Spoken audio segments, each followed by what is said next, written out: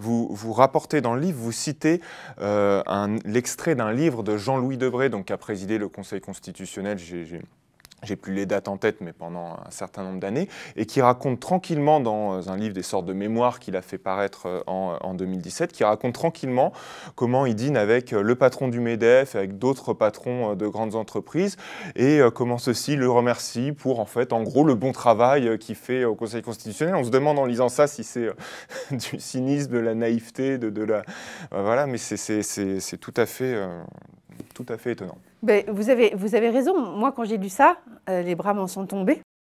Parce qu'il faut préciser que si Jean-Louis Debré avoue, entre guillemets, déjeuner régulièrement avec le patronat, il n'y a pas du tout de mention de ce qu'il aurait déjeuné par ailleurs avec le secrétaire général de la CGT ou...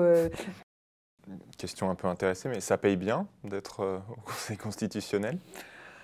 Alors le niveau de rémunération, évaluer le niveau de rémunération, c'est toujours un petit peu relatif, hein, ça dépend pour qui, mais disons qu'ils sont plutôt pas mal payés, hein, environ 16 000 € mensuels. Par mois? Oui, mensuels. C'est qu'il y a une part de leur rémunération qui est purement et simplement illégale. Alors illégale au sens où en fait l'autorité qui a décidé d'une part de leur rémunération n'est pas la bonne autorité. Là, une part importante, puisque c'est environ 8 000 €, la moitié de leurs revenus. Oui, a été décidée en fait par le gouvernement, par une instance gouvernementale. Et ça, c'est un problème, parce que du coup, ça renforce le sentiment de dépendance. Donc une simple décision d'un secrétaire d'État qui peut décider de leur rémunération ou de leur supprimer cette rémunération. C'est tout à fait possible parce que s'ils l'ont décidé, ils peuvent décider le contraire. Vous imaginez dans quelle situation ça met les conseillers.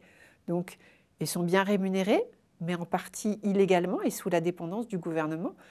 Donc, ça n'est pas une chose très honorable pour cette instance.